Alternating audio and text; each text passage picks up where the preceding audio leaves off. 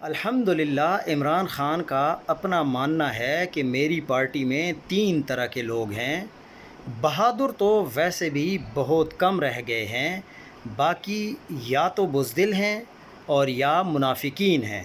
لیکن عمران خان کے سامنے ایک فیملی بیٹھی ہوئی تھی اور انہوں نے اس فیملی کی ایک شخصیت نے عمران خان سے کہا کہ جو منافق ہیں ان کو سوشل میڈیا نے مکمل طور پر ایکسپوز کر دیا ہے۔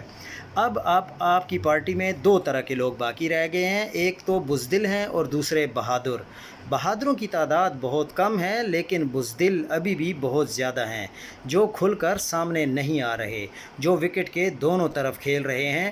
کئیوں کے نام تو ہم سوشل میڈیا پر بتا چکے ہیں، لیکن یہ بالکل حقیقت ہے۔ سوشل میڈیا پر جس شخص کے بارے میں بات ہوتی ہے وہ 99.9% بالکل ٹھیک ہوتی ہے، اسی لیے اس کا ان کو جھٹکا بھی بہت زیادہ لگتا ہے۔